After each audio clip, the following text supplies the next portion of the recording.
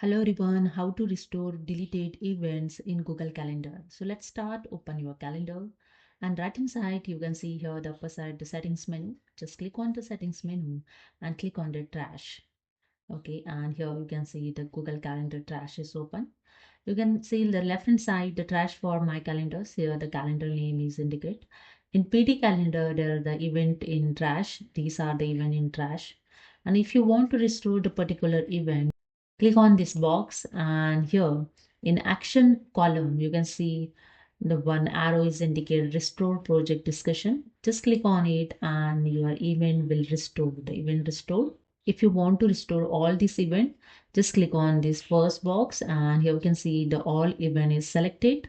After that, here right hand side you can see the here arrow is indicated restore all selected.